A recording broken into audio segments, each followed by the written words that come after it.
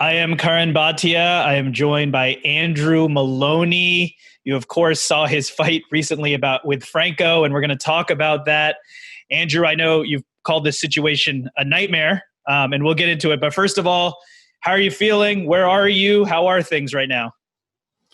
G'day, mate. Thanks for having me on. I'm doing okay. I'm in Sydney at the moment in a hotel quarantine. So in Australia here, because of the whole pandemic, when we land back in Australia, we have to do a mandatory 2-week hotel quarantine where you can't leave your hotel room. So I'm pretty bored at the moment. Time's going very slowly, and I'm just counting down the days till I can finally go home and see my family. So it's been almost 10 days since your rematch with Joshua Franco. And of course, for anyone who didn't see the fight, eventually it was called a no decision. They feel like there was an accidental headbutt. You obviously feel like the damage caused to Franco's eyes were from jabs, were from hooks. There was a 26-minute instant replay review. And at the end of the day, the decision was made to call this fight a no decision. I know that the latest news was you and your team had filed an appeal using attorney Josh Dubin. So now that we are a few days out, 10 days out, what's the latest? What's going on now? Yeah, that's right. My team has hired Josh Dubin to put in an appeal for us with the Nevada Commission, and he started that appeal quite a few days ago now, and now we're just waiting to hear back from the Nevada Commission, and hopefully we'll have a hearing in the coming weeks where we can put forward our case and even more video evidence that we now have that clearly shows the damage to the eye was from punches. And since you first did the appeal to now, have there been any new developments, anything that you feel will work in your favor to get this ruling overturned?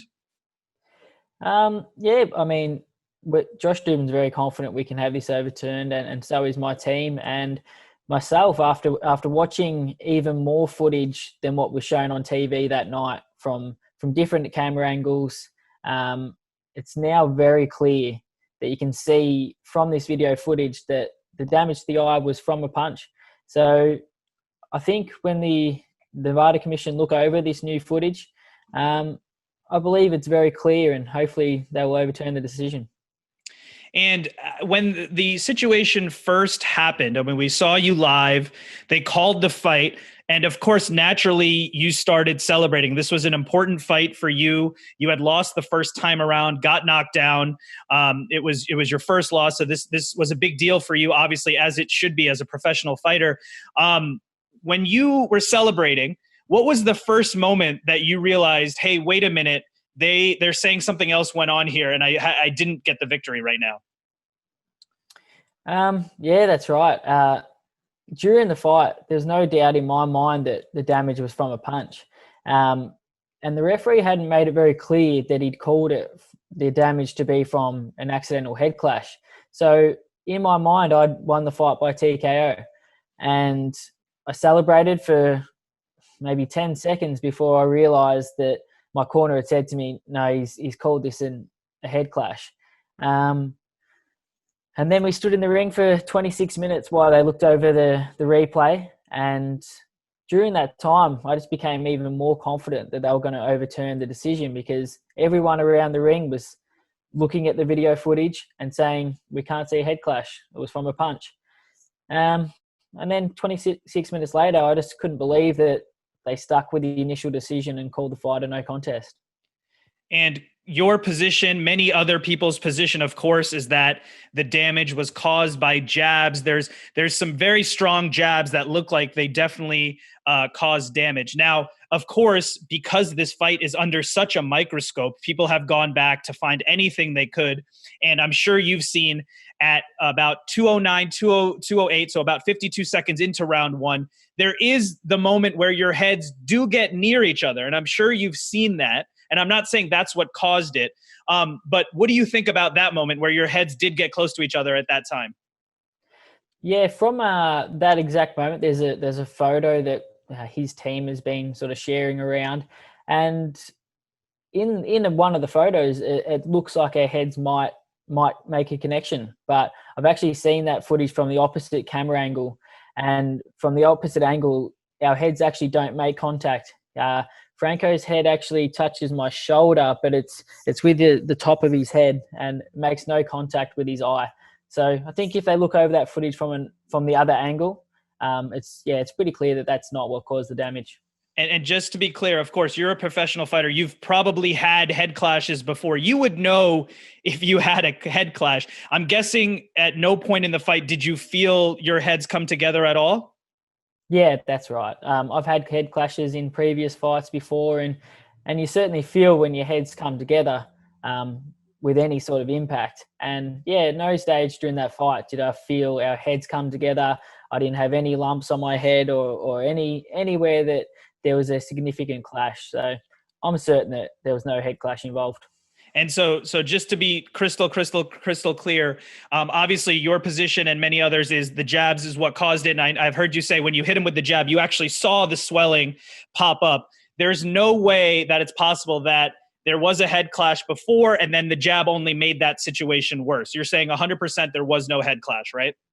Yeah, absolutely. And with the footage we've got, you can see before this jab lands, I know the exact jab it is, and before the jab lands, his eye is fine. The jab lands, and then instantly his eye swells up. So I think it's pretty clear with the footage that we have now. And you mentioned the 26-minute replay. I mean, obviously, it was a painfully long replay for anyone watching. I think the outcome obviously made it even harder to swallow for many people watching. You mentioned that during that time, you were feeling more and more confident. Just take us through your mindset during that 26 minutes. I mean, were you thinking, wow, this is incredibly long? Did you think there's any chance that this no decision outcome would happen? And then when you heard the news, I mean, what was going through your head then? No, while we were waiting in the ring, I was just getting frustrated it was taking so long because I wanted to celebrate what I'd worked so hard for. But I was confident. I didn't even think for a moment that they weren't going to overturn it. I was speaking to Andre Ward, Timothy Bradley, Bob Arum, Joe Tessitore. All of them were watching the footage and saying there's no head clash. So in my mind, I was thinking this is the same footage that the commission are looking at. And yeah, I was very confident the decision was going to go my way, and I was just getting frustrated it was taking so long because I wanted to celebrate all the hard work and all the sacrifices I made and getting my world title back. Absolutely. And I wanted to talk about some of the people that have come out in support for you. There's been so many people talking on social media and things like that. But just real quick, one more question about the situation. Russell Mora, obviously the referee, he announced out loud accidental head clash. This was at about 50 seconds left in round one. So maybe call it 2 minutes, 10 seconds-ish into round one, right? Why do you think he decided to say that at that time? Well, if you were to just speculate, why did he say that at that moment, you think? So that when he said that, our heads were nowhere near each other. And I think he's seen the damage to Franco's eye and just assumed that it was from a head clash. That's my only take from it. I think he's assumed it was from a head clash and made the call. Because the moment that he called that, our heads were nowhere near each other, and I don't know why he all of a sudden made that ruling. And I know I'm asking you to kind of speculate and guess, but do you think the head clash he thinks he saw was the moment earlier where your heads got close that we discussed, or do you think he just saw the damage on the eye and said at some point there must have been a head clash to cause that? Well, he never made any communication around that time of the I suppose, assumed head clash early on in the fight. He never made any sort of ruling then or never mentioned anything about our heads then. He only brought it up once he saw the damage to Franco's eye. So I can only assume that he saw the damage and assumed it was from a head clash. So if you had one thing to say to referee Russell Mora right now, what would be your message to Russell Mora? Well, I just think when they're refereeing in Nevada, they need to make more use of this instant replay, and maybe he should have called for the instant replay straight away. Although we did use it at the end of the fight, and it could have been a great system and worked so well, I mean, it didn't work for me. So hopefully they can, reevaluate this outcome when they look at the different camera angles that are now available, and hopefully this replay system can work for other fighters in the future and stop this from happening. Certainly. I think we all want instant replay to work well, and I think work quickly. I think that's a big part of it. Obviously, the 26 minutes only exacerbated this situation. You mentioned your message to Russell Mora. Is there anything you'd want to say to either Bob Bennett or anyone at the Nevada State Athletic Commission? No, I just hope that they look over the extra footage we have now and listen to my team's case and reevaluate the decision. Would you feel comfortable fighting in Las Vegas again? I've been asked this before, and I mean, Las Vegas is where I've always dreamed about fighting. That's the mecca of boxing. And, coming from Australia, boxing's not very big here. Everyone looks at America and Las Vegas as the place to be and, our dream place to fight. So that's all, growing up over the years, that's always been my goal. So, yes, I still want to fight in Las Vegas. I love my time in America. Vegas feels like a second home to me now, and I do want to continue fighting there. I just hope that this sort of thing doesn't happen again. To be fair, I'm sure that you would like to have a different experience fighting in Las Vegas. Your 2 fights in Las Vegas. First of all, it was, of course, during the pandemic, so you had to come in to the bubble, be quarantined for periods of time for safety, which is obviously definitely very important. First time around, obviously the loss, and then this time around, this situation. So I'm guessing you would like a different, most people's experience in Las Vegas is a very different situation than that, right? Yeah, that's right. So hopefully it's third time lucky. Well, hopefully they can look at overturning this decision, and, it will change my outlook on my experience in Las Vegas. But I do certainly look forward to fighting there again in the future. And so I wanted to talk about some of the support that you've gotten going through this experience. Joe Rogan said, "My God, did this man get robbed? One of the worst calls ever. What is the point of an instant replay when this can happen?" What do you think about Joe Rogan's comments there? Yeah, it's been amazing. I've had so many really high-profile people reach out to me and show their support. So it's been amazing. And Joe Rogan obviously knows his combat sports. He's been around the game for a long time. And, yeah, it's great to have his support, and him and many others. There's been so many messages to say that I'm the deserving champion, and they couldn't believe what had happened. And I don't think all these thousands of people could be wrong. And Joe Rogan obviously has a big audience. Another person who has a very big audience, probably a different audience, is Academy Award winner Helen Mirren, who put on Instagram, she said, "Moloney was clearly robbed in Vegas tonight. Shame on Nevada boxing organization." So she sent that out to her 907,000 followers on Instagram. I know that going into this rematch, I'm sure you mentally had many different scenarios of what was going to happen. Was Helen Mirren giving you support on Instagram ever in one of those scenarios that you imagined? No, certainly not. And that's right. Like, in the lead up to this fight, I wanted this world title back so badly, and envisioning in my head over and over again the fight and winning the fight, and just how good it was going to feel winning my world title back. And that's what it just feels like. This is all just a nightmare, because never once did I imagine that this could possibly happen the way it did. And speaking of big personalities, Bob Arum is, of course, always in the news, always making headlines, and definitely never afraid to speak his mind. That's why we love him. We saw his reaction, of course, after the fight. I'm sure you've been in contact with him since. What have your discussions with Bob Arum been like? Yeah, Bob was absolutely furious at the decision and couldn't believe that the Nevada Commission didn't overturn the decision. He, like many others, said there was absolutely no head clash. And we've been speaking firstly about getting this decision overturned, and then secondly about getting ready and organising this third fight with Joshua Franco. And we're hoping we can do it here in Australia, where we can have big crowds in stadiums now. So hopefully early next year we can have the trilogy fight with Franco in Australia in front of a big audience.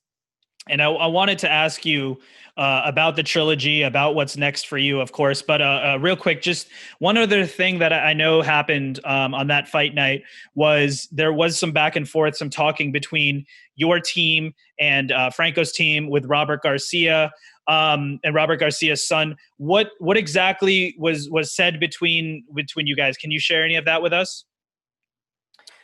Yeah, there was the Franco's team, like Robert Garcia. Firstly, we had no problems with him. Robert was a professional and didn't get involved in any of that sort of thing. But his son, Robert Garcia Jr., had a lot to say after the fight. He was mainly telling me about how badly Franco had beaten me in the first fight, which that was not anything I was wanting to argue about at that time. The reason we had the rematch is so I could prove that I was a better fighter than I am that first time around. And I believe I showed that. Even though the fight only went 2 rounds, I was dominating that fight and on my way to winning by a stoppage victory, which, I mean, it should have been a stoppage victory anyway by TKO in round 2. And Robert Garcia, speaking of him, he tweeted after the fight in response to Oscar De La Hoya. He said, "Thanks for coming to the fights to support your champ, Oscar, and everyone from Golden Boy you sent to be here with us." So he meant that sarcastically, feeling like the representation wasn't there from Golden Boy. What do you make of his comments there? And would anything have been different if there were representatives from Golden Boy there?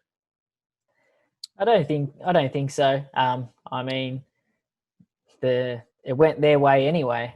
I don't think anyone else believes other than their team that there was a head clash. But yeah, I don't know. I think maybe he might have been a bit angry at Oscar De La Hoya because De La Hoya actually tweeted that he didn't see a head clash. So maybe they were a bit upset about him putting that out in the public.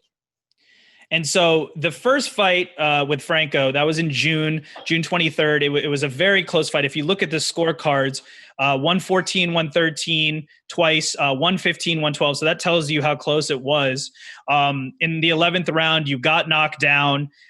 This was your first loss. And, when that 11th round knockdown happened the first time around, I mean, what was going through your mind? Because I'm sure you wanted this fight so bad and it was so close. The knockdown certainly didn't help in that situation. What was going through your mind in that 11th round in fight 1? Yeah, that's right. So many things went wrong in that first fight, and I just I performed terribly, to be honest. And I was really frustrated by that knockdown because I wasn't that hurt at that stage. I had no balance. Both my ears had been perforated at that point, and I simply just hit the rope, and I just lost balance and touched my gloves on the canvas. And obviously it was a knockdown. It was a correct ruling, but I was just frustrated at myself that I let that happen because it ended up costing me the fight. It would have been a draw otherwise. And with that situation, I mean, I know a lot of fighters in a close fight, they often feel like they won the fight. Do you feel like you won that fight, or do you agree with the scorecards that it was a close fight, but you ended up losing? Yeah, no, I have no complaints about the scorecards. I felt at the time that it could have gone either way. I knew that I'd started the fight quite well. And then Franco sort of came home quite strong. And obviously that knockdown in the 11th, I knew that it was very close, could have gone either way. And I have no complaints about the decision in the first fight. And so you talked about the trilogy fight. I mean, there's so much storyline here now to have the trilogy fight, of course. You would like to have it in Australia. How close are we to getting the trilogy fight? When would the trilogy fight be? And how does all of the appeals and those type of situations play into it? Like, for example, if the fight decision is changed to a second round TKO or it isn't changed, does that affect the trilogy, or is the trilogy going to happen no matter what? I think the trilogy will happen no matter what. I certainly, even if the decision's overturned, I still want to Make it clear that I'm the deserving champion, and put any doubt at ease that was the right decision. And in terms of the trilogy, we're working on it at the moment. I believe it definitely will happen, hopefully in Australia, and we're aiming towards sometime around April. So obviously you will be focused again, another training camp for Joshua Franco. You're used to that. That's what you've been training for the last half year. And it seems like that'll continue into 2021. I'm sure you're sick of talking about this situation. Looking ahead, you never want to look ahead of an opponent or a fight. And obviously this trilogy is going to be huge, but who else do you want in this game? Are you looking at the champions at 115? What else do you have in mind in terms of things that you'd like to do maybe later on in 2021? Yeah, I mean, at the moment, all my focus 100% is just on Joshua Franco, our trilogy fight, and making sure I win that fight very convincingly. In terms of after that, I'll leave that up to my team. I really don't mind. I'd love to unify with one of the other champions next year. Obviously after winning this WBA belt back. And I don't mind who it is out of the champions, but that's certainly something that I want to do in my career and next year if possible. And I wanted to ask you, of course, your twin brother, Jason Moloney, had his fight against Inoue this was on Halloween. And he ended up losing that fight by 7th round KO. No shame in that because he was fighting literally one of the top pound for pound fighters in the world in Inoue. What is it like for you to watch your brother? You're obviously so closely linked, twin brothers, of course. It's always difficult to see someone that you train with or that you are friends with lose, but in this case, it was your twin brother. I know he had lost once before, but what was it like to watch that for you? It was tough to watch, but at the same time, Jason was going in there a massive underdog and taking on one of the best pound for pound fighters in the sport. So he dared to be great. It would have been amazing for him to pull it off. And we went into the fight with full confidence that he was going to win the fight. But as I said, he dared to be great. He came up short this time, but there's no shame in losing to a very special fighter in Inoue. And what were I'm sure that after the fight you spoke with him and had some words of encouragement for him. What did you tell him? And also, is that similar to what he told you the first time around with Franco? Yeah, maybe similar. As we touched on, like I knew he's a very special fighter, and Jason dared to be great and took on a fighter that so many others in the division are running away from. But Jason put his hand up and said, look, give me the opportunity. I want to take on the best. He was mandatory at the time for the WBO champion, Casemiro, who would have, in my opinion, been an easier fight. But Jason had the opportunity to fight Inoue and jumped straight at it. So no shame in that. And I said that to him, you dared to be great. You took on someone that no one else wanted to fight. So keep your head up. And he'll be back. I expect a really big year for him next year, and hopefully he can become world champion in 2021. Absolutely. We always, as observers of this sport, as fans, we love when fighters challenge themselves. And like I said, no shame at all in him losing that fight, especially to someone of that caliber. I know that, we're talking about the storyline of the trilogy, but for you, I know you're campaigning at 115 right now. You have fought at 118 before. And you probably know where I'm going with this. Any chance that one day you'd want to avenge his loss and take on Inoue yourself? Oh, I thought you were going to ask if we were going to fight each other. That's what everyone always asks. But, I'm guessing that situation is like the Klitschko brothers, where you've probably made a promise somewhere where you won't fight each other, right? Yeah, I don't think we will, unless they put up some sort of Mayweather or Conor McGregor money at us. Then if there's enough money on the table, then maybe. But yeah, I mean, I expect Inoue to probably move to try and become undisputed champion, then move up again to maybe 122. But yeah, I mean, if maybe one day it might happen. I'm comfortable at 115, and I'm looking to really spend my whole career at 115 and dominate that division. But yeah, if the opportunity's there, and I would definitely take on Inoue. both myself and Jason, we want to fight the best. We want to make the best fights in the sport happen. And I hate how so many fighters these days want to protect their records and be businessmen, not fighters. We're fighters. We want to take on the best and challenge ourselves. Someone like me loves to hear fighters say something like that. That's great for us. And we love to see the best fight the best, and get past those financial hurdles and other hurdles that of course exist in this sport. So to close it out, what would be your final message to your fans in Australia, around the world? I'm sure that you've picked up some new fans and a new following after this situation, people who sympathize what you're going through. You're working on the trilogy fight for April. What would be your final message to everyone? Just thank you so much to everyone from around the world for your amazing support. I've had like thousands of messages from people from all over the world reaching out to me and telling me that I'm the real champion and that I deserve to win that fight and deserve to be the world champion and to keep my chin up. So that's made things a little bit easier for me that everyone out there knows that I'm the real champ. So thank you very much. And final question, what would be your message to Joshua Franco, to his team? Of course, you said you guys are preparing for the trilogy fight in April 2021. You said hopefully in Australia. What would be the final thing you want to say to him and his team?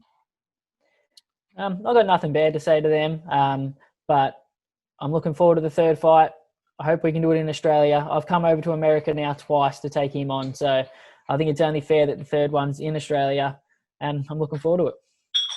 Andrew Moloney, best of luck on the trilogy fight if and when it hopefully does happen in April. I want to thank you so much for the time breaking down the situation that occurred. Best of luck to you, and I hope to speak to you again soon. Thank you, mate. My pleasure. Thanks for having me on. Thank you.